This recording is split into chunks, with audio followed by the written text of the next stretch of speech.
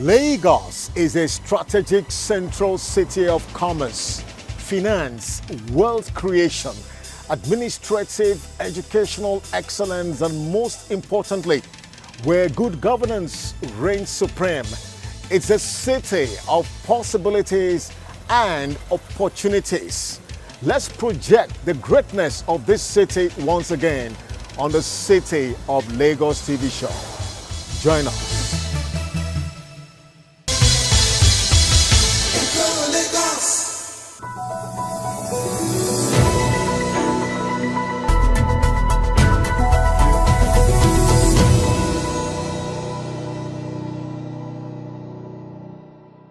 It's time to bring you on speed the latest official engagements of Mr. Governor, Mr. Babajide Sanwo-Olu, from the Governor's office. First, the two-day visit by President Muhammadu Buhari to Lagos saw him commissioning key projects. First was the commissioning of the John Randall Center for Yoruba Culture and History, the Lekki Deep Sea Port. Official commissioning of the Lagos Rail Mass Transit Blue Line and the official commissioning of the Lagos Rice Mill at Imota. All these projects indicates the tremendous efforts and achievements of the Babajide Sanwo-Olu government since it came into office. In his speech at the commissioning of the Lagos Rail Mass Transit Blue Line, Mr. Governor expressed his appreciation to the Buhari-led government for the tremendous support to make the project a reality. Mr. President, let me thank you again. And so we're gathered here this morning to celebrate another history in the making. The official commissioning by your good self of the phase 1 of the Blue Line Lagos Rail Mass Transit.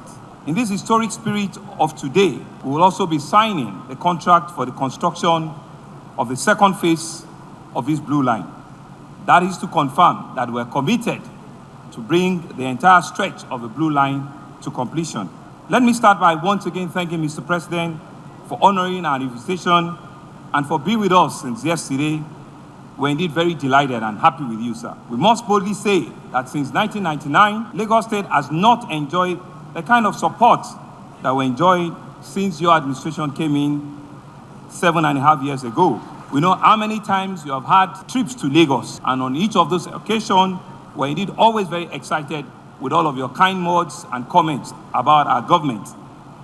The various projects that we have commissioned indeed bear testimony to the support and the facilitation that we enjoy with your government, the federal government. The Lagos Rice Mill in Imota yesterday was a demonstration of eat what we can grow, grow what we can eat, your agricultural revolution. The Lekki Deep Sea Port yesterday again was a demonstration of your commitment and ensuring that within the time space we've been able to complete that project with all of your approvals, that you have given that project, economic development and all that comes with it. And of course, this Blue Line project in collaboration also with the Nigerian Railway Corporation, who are also the regulators on the rail services. Mr. President, we're proud to be associated with your bold national vision for infrastructural transformation. I would like to also pay special tribute, like my deputy also said, the architect of modern Lagos, our leader and our presidential candidate, Asiwaju Bola Ahmed Tinubu. The Blue Line we're commissioning here today is a product of timeless vision by Lagos State, a vision that dates back 20 years. On one of the greatest legacies was developing a comprehensive roadmap for the future of Lagos, one that is laid out of the clearly pathway for a modern, prosperous, and globally competitive mega city. Lagos Strategic Transport Master Plan, STMP, was envisioned as a 6 metro line, of which the Blue Line, which is a 27-kilometer running from Marina to Kokomaiko, was the first that we're completing. Over the years, the journey has been eventful and many challenges have been surmounted, including lack of support from previous government, especially the PDP government, when they were in power. It is no secret that the only ambition that the party was to capture Lagos, but not to give us the necessary support. But with your government, we have received tremendous support, especially on the Lagos-Badagry Express route, which is the main corridor for this rail project. This made it clear, including unconstitutional holding of funds, at critical times for Lagos State. But we have moved on, and Lagos is continuing the rising, and we're beginning to see big, bold developments happening under your watch. Thankfully, those dark days are behind us. The completion of this blue line here, the first rail system by a subnational in Africa with a sea crossing. Mr. President, you will cross sea with this rail track. It's a testament that indeed the dark days of oppression are behind us as a government.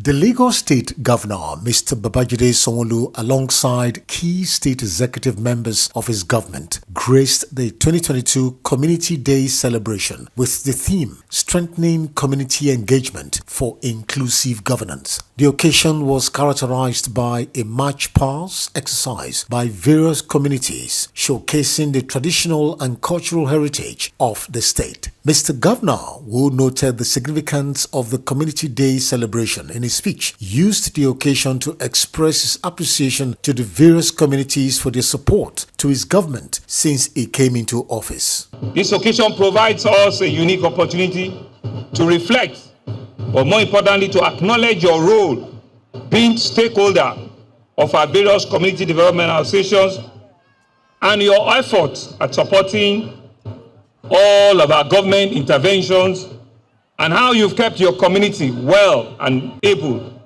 and all the impacts that comes with governance, knowing fully well and acknowledging that you are an important arm of our community. Let me also use the opportunity, being the last celebration that will herald into end of this tenure, to express my heartfelt appreciation to all of you from the beginning in 2019, when together we commenced this journey of a greater Lagos. I cannot thank you enough for being our eyes and ears and for being a worthy partner in the progress of our various communities.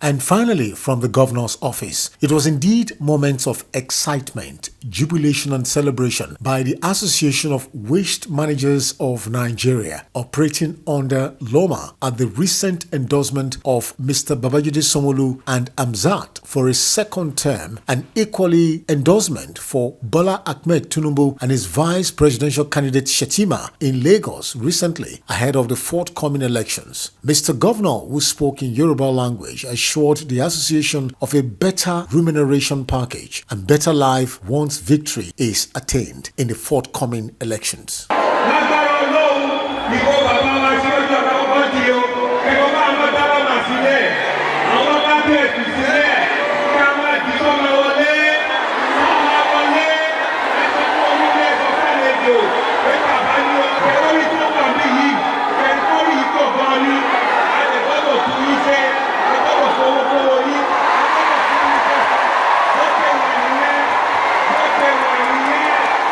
And that's the picture from the governor's office this week. The City of Lagos TV show will continue in a moment.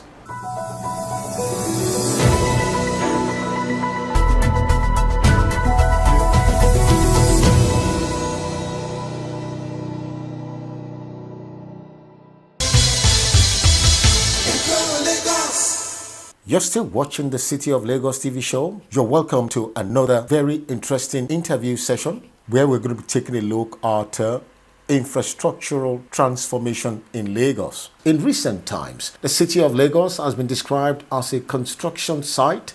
For some, it's an infrastructural village where quite a number of projects are taking place. And so to have a holistic picture in terms of fantastic progressive infrastructural success so far, we'll be speaking with the special advisor to the governor on works and infrastructure, talking about engineer Aramide Adeyoye on the program.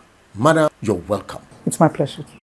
It is quite important to verify the fact that Lagos has become a construction site. There are diverse areas of infrastructural development that, of course, brought to a large extent an amazing transformation of the city. We want you to give us a catalog of quite a number of flagged-off projects, ongoing projects, commissioned projects, and others, because we have been opportune to witness yourself and the governor and other state executives at these various projects. So can you encapsulate both in waterways and other areas of infrastructural development?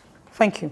So I would start from here. The developmental agenda that this administration, Mr. Governor, at inception, during campaign period, did promise Lagosians to say, what exactly will we need to do to make this city livable?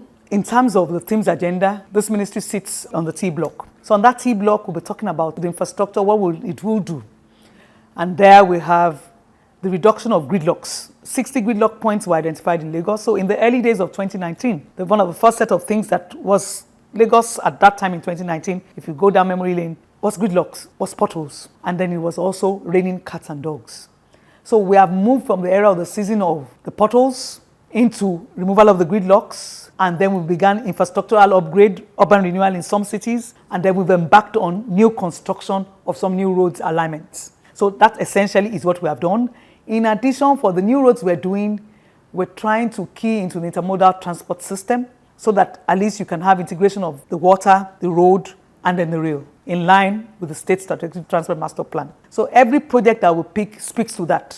Once you're able to connect, so whether be it Obashekumade Road, where you have that journey ends in a jetty where you can take, and you have your bus ride, you have your Lamata, your bus pass, whether it is Ishefun Davis that also leads to a jetty, whether it is Shuti, it also leads into a jetty, whether it's the reconstruction, urban regeneration around the city. So along, there was Abule Egba Road that had the bus area, and you can also go over the flyover and get into the rail station. So everything that you are speaking is speaking to making commuting easy and removing the gridlocks. Of course, in the process of doing that, in a city as congested as Lagos, with 3.6 square kilometers and with about 25 million people, and still counting, you will expect this kind of thing. But we've tried to manage that. And so what I tell people is, Lagos has its peculiarity. It's the smallest size state with that kind of population concentration, and then with the highest vehicular density of close to 280 cars per kilometer. Nowhere is that vehicular density as high as that nationally. So those are the peculiarities of Lagos, and that's what we are managing.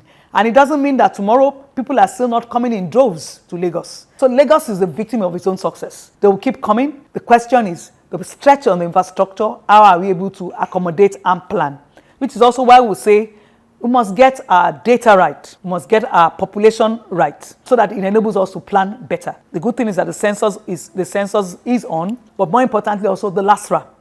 Plan better and get it right. So those are all of the things that we have done. And in the last 3.5 years, we have been able to add a total of new 115 kilometers of roadway to the network. Lagos has several kilometers of road and bridges, about 63 bridges. You have federal bridges and you have state. So in total, we'll be able to add 115 kilometers of new road alignment. And by the time we finish this administration and we finish that construction, we'll have added another 660 to that 115. So by the end of this administration, with all of the projects that we've embarked on, we should be able to add about 775 kilometers stock of road network on the infrastructure. Now, looking at these very quite interesting efforts by the Babajide Sanwo-Olu government, but there is also the aspect of ensuring that all this construction comes with quality construction work. So we do not have a situation where it's not just about fixing these roads. These roads should last many years as expected. Is that also put into proper consideration? Thank you for that question. So when we came on board, one of the first things that we did as an administration was to get the standard operating procedures right. And so the State Executive Council did pass that standard operating procedures. It enables people to know what exactly, how to do things. For somebody coming as a contractor to this state, what you must do, procurement processes, even for the quality control and quality assurance that you will do in building roads and bridges in Lagos, what you must. So that was passed. And then on the training side, on the manpower development side, get the engineers to understand what this requirement is in terms of supervision. So a lot of capacity development took place along that line. So for contractors who were not ready to comply, we did tell them, this is the way we're going. A lot of independent testing. So we got an independent lab, starting even also with the Public Works Corporation. What kind of asphalt are you producing? So for every production that comes out, it is certified, it is tested. So you're not just laying asphalt that's come one rainy season, is all off. So you got it right, because prior to that, all of the consoles that you had on the plants, on the marine plants, they were obsolete, they were not working. So even when you, in terms of measurements or controls, what you were putting in bitumen content wasn't accurate. So all of those ones were things that we worked around to ensure that the quality of what you would get was something that everybody could sign on. So that KQC, we could verify that it was working. The training and what engineers to expect when you are supervising projects was done. Quality control, even for the concrete works, it's something. Then we also up the standards. We then look to say, no longer do people carry 30 tons of, everybody knows by the federal government regulation, even though there are penalties for carrying excess axle loadings, it's ₦1 million per extra excess ton. So if you carry in excess, it's 1 million naira per excess ton. So nobody penalizes, but the consequence of not penalizing and what it does to the road is that for flexible pavements, you then have deformation. And deformation with time, alligator cracks, rot, and then the road disintegrates. So sometimes when I hear people say engineers don't design or they don't know, people don't understand that you design for, because you don't have your factor of safety must of course end somewhere. If I've designed a road to carry a 30-tonner vehicle and you are loading it with 80 tons, most of the articulated trucks, petroleum product tankers, some carry 80,000 liters, 80 tons. Of course, there are implications on the roadway. So those are all of the things that destroy our road. But we got it right on the design level, and we have also implemented those standard operating procedures and then the quality control and assurance for the roadways. Anybody will attest that the quality of roads that you get, they have improved in the last 3 years. We've also observed that the construction work, talking about infrastructure work, is not necessarily that which is done within the city space, talking about the cosmopolitan city space now. So maybe you need to fill us in from the local areas, LCDAs, and local government areas. These inner roads, are there projects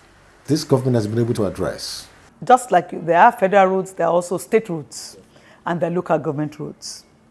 A lot of people have asked questions to say, what is happening to the inner roads? As a government, we have fixed about 1,132 inner roads since the commencement of this administration, either as sectional repairs, rehabilitation, repair. We've done that on 1,132 roads. The Public Works Corporation right now does the repairs on the state level side. Ideally, the local governments are also supposed to fix their own inner parts of the inner roads.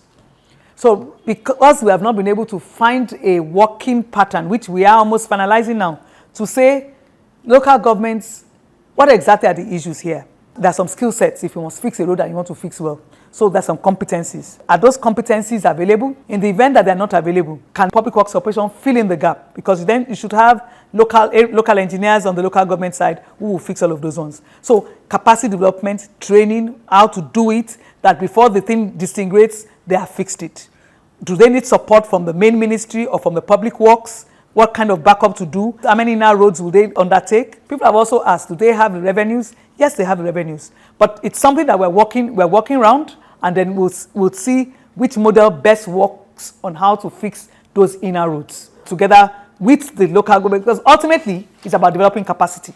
SA, the Fourth Mainland Bridge, this is going to be bringing phenomenal transformation to the city of Lagos. Just for us to have a clearer picture, what are the terms of agreement with the Chinese company taking over this project? project delivery date, modalities, and composition for those whose properties that will go off the way for this project to get the desired work done. And finally, we are told that the fourth mainland bridge is going to be tolled.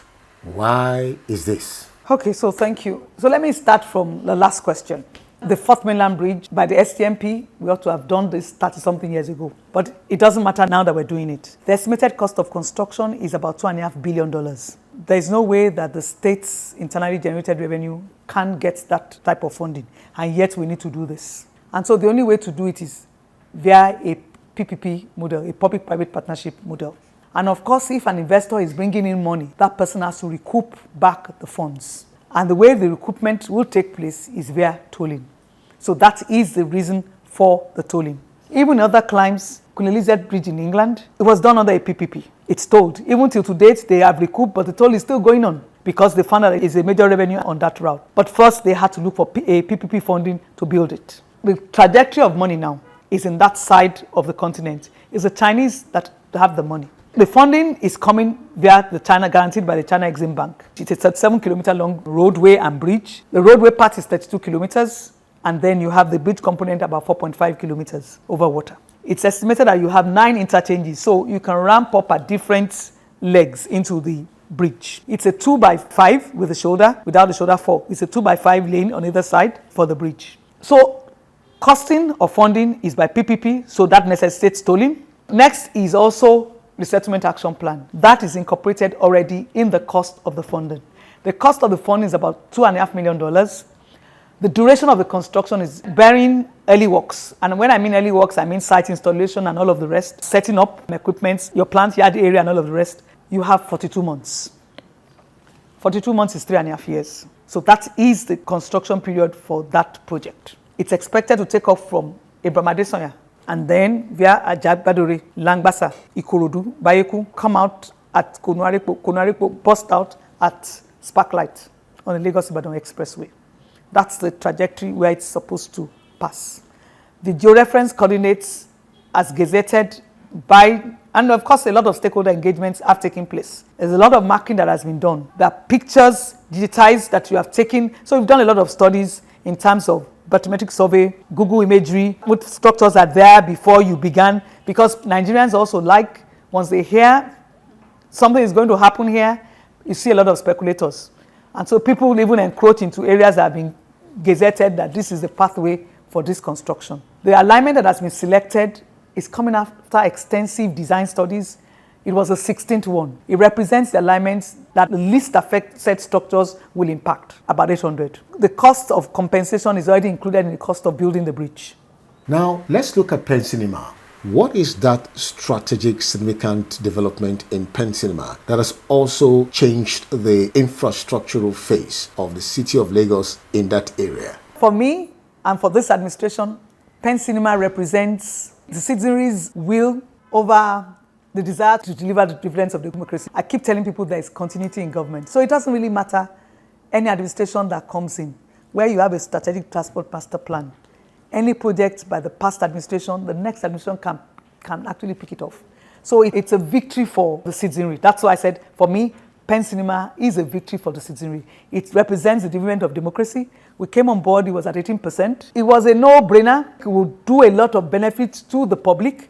It would ease the gridlock around that roundabout. There was no reason not to finish it, and we took it headlong and finished it. Before, the traditional Pensinema, you could either go to Okoba, you could go to Yanokpaja, you could take it down to Isokoko side. So it was a confluence of, and it was always a gridlock point until that great separation took place with the bridge. So that was done, and it's finished.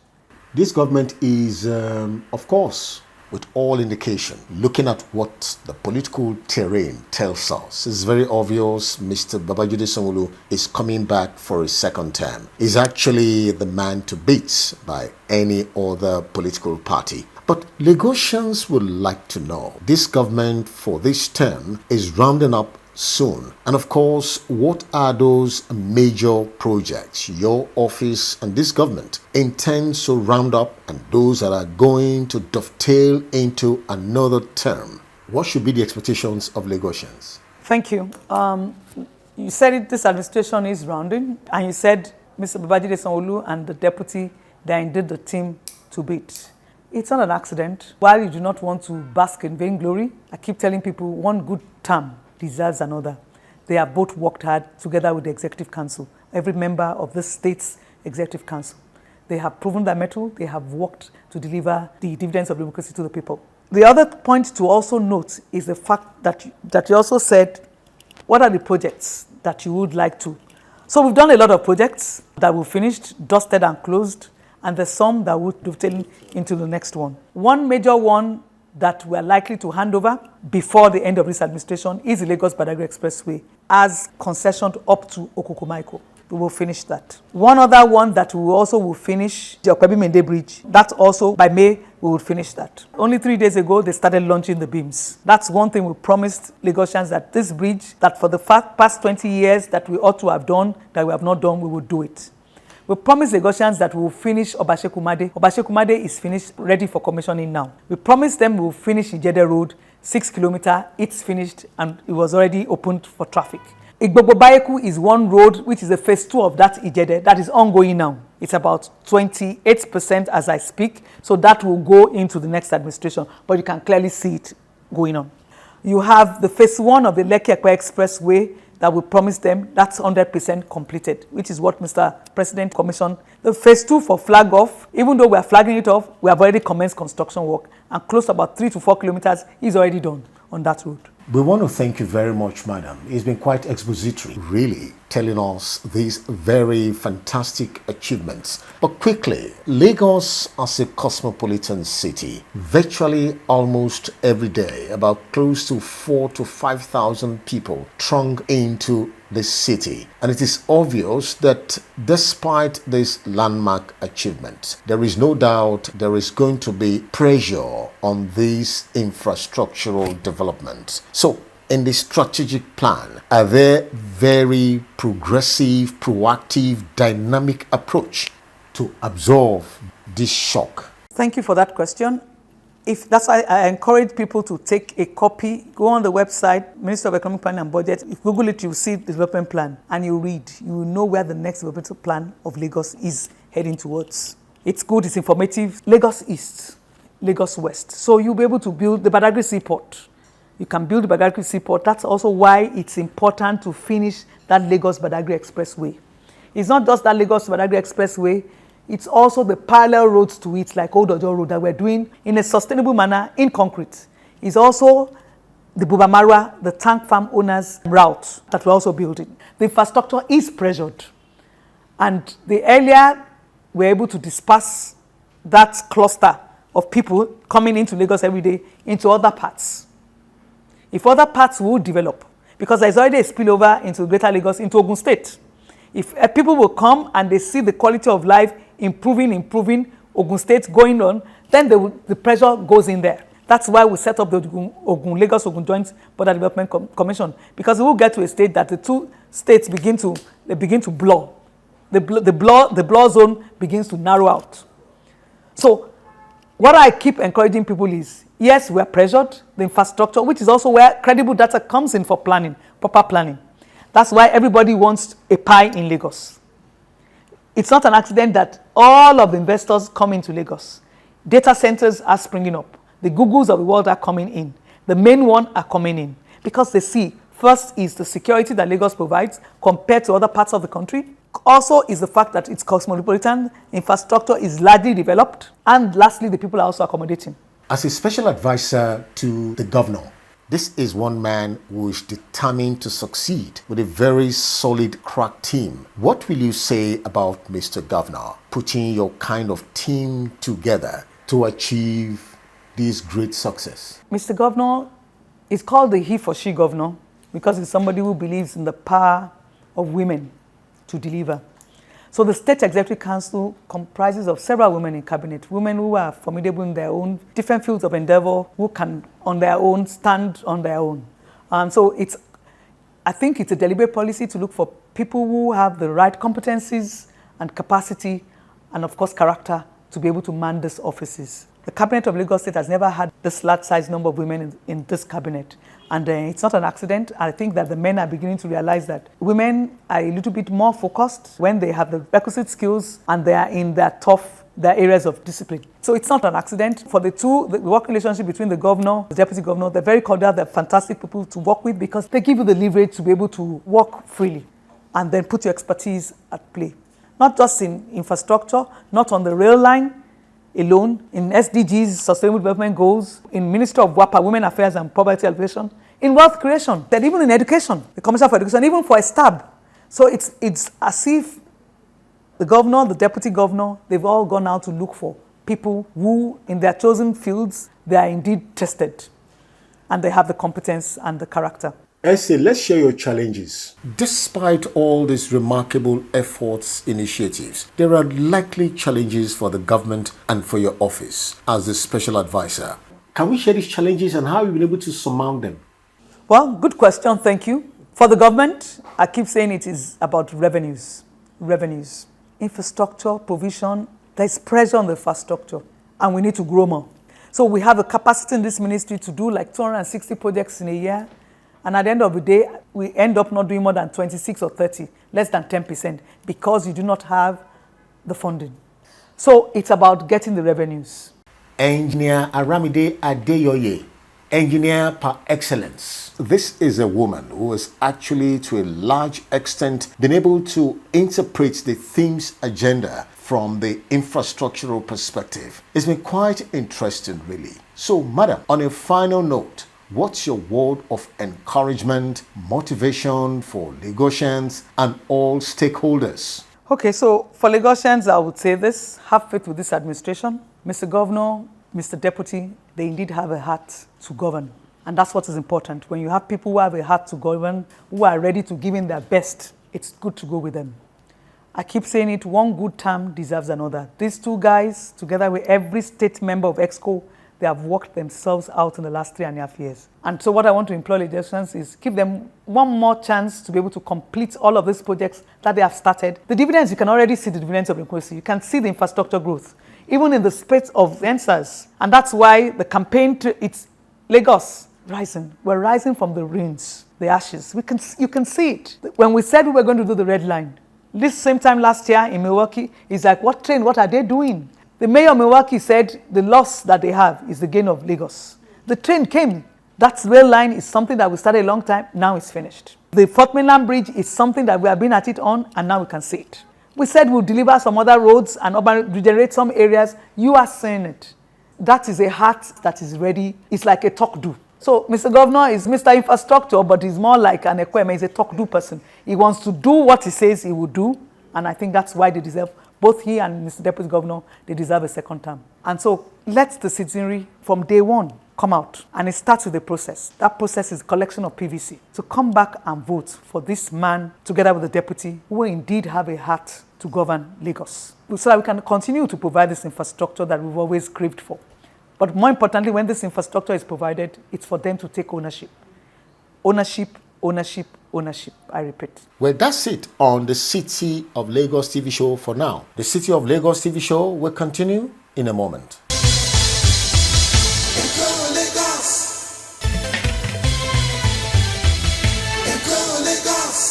You can see that it was a need in the city, that we needed some kind of organization to manage the traffic. But the truth of the matter is this: you can't isolate LASTMA from our society. The same way you have people completely bastardize every solid intention plans, LASTMA is also being quite damaged. I feel that it can be revamped. You can see a deliberate intention to sort of reinvigorate what it is that they're doing.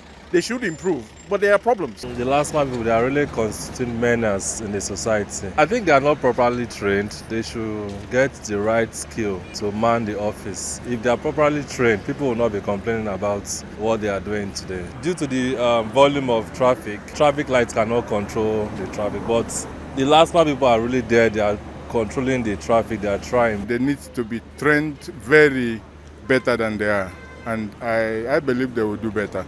And also for the citizens who they always have issues with, The citizens also have to know that these people are human beings and they are officers. They need also to respect themselves. The issue just take last man out of the equation and you know how chaotic it's going to be on the road. Yes, they have their excesses, no doubt about it. But take them out of the equation on a normal, busy working day and you know that we have chaos in our hands.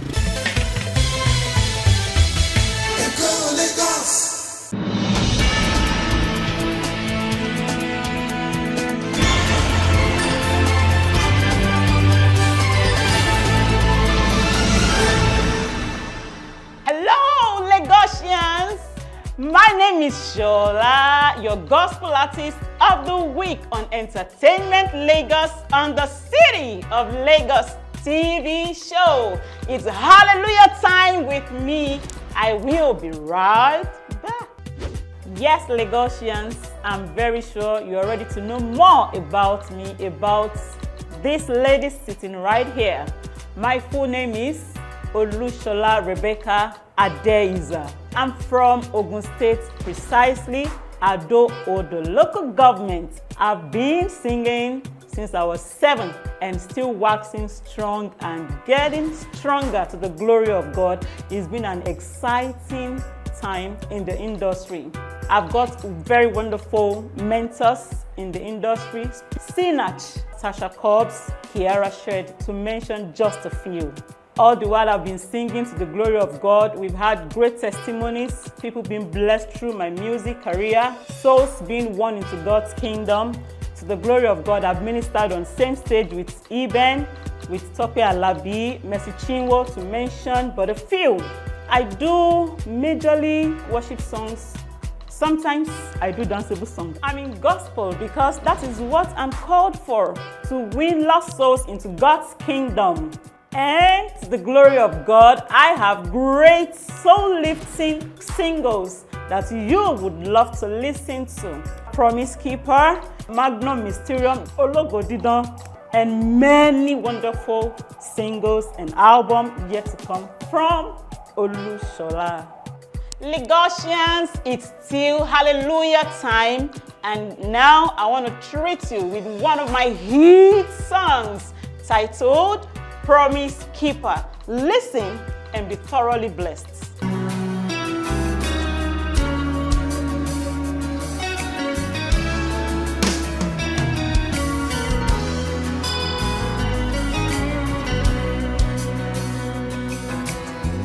You are the promise keeper.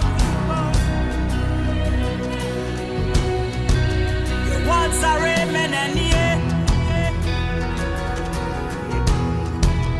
Said I will be the head. The fire won't burn me. Though I walk through the valley of the shadow of death, I'll fear no evil. Though I walk through the valley of the shadow of death, you are always with me. You are.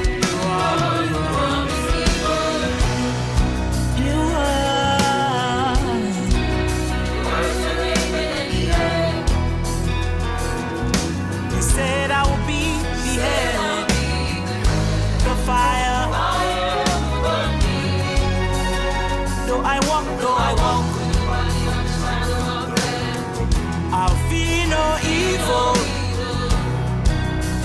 and though I walk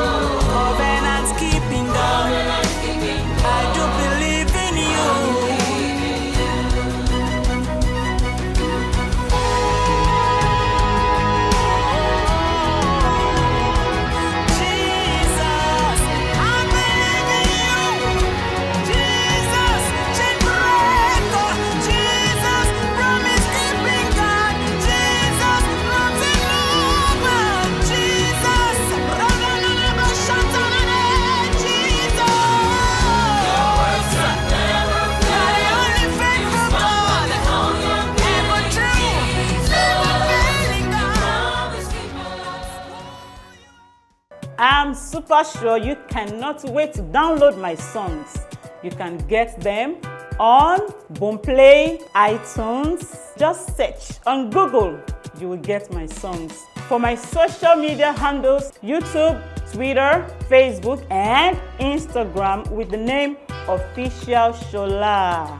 My dear brothers and sisters, I'm sure you've been richly blessed by this session, and it's time to go. And I will leave you with this.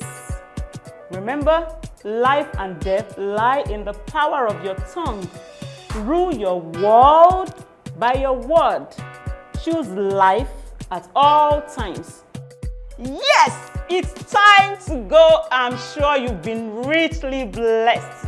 As I leave, this is my parting song for you all, titled Magnum Mysterium. That's a Latin word. It's called Oh Great Mystery. Enjoy it and stay blessed.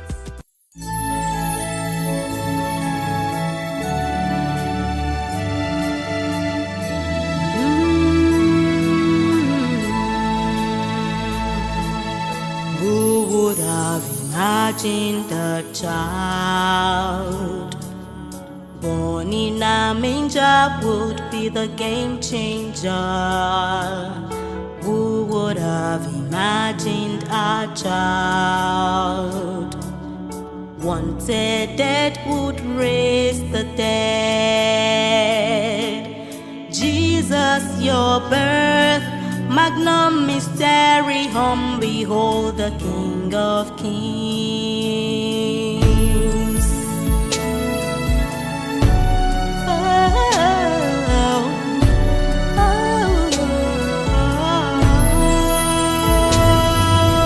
Who would have imagined a child born in a manger would be the game changer? Who would have imagined a child wanted dead would raise the dead? Jesus, your birth, Magnum Mysterium, behold the King of Kings.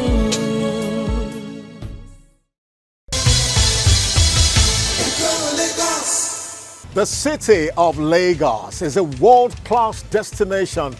This is a city to be.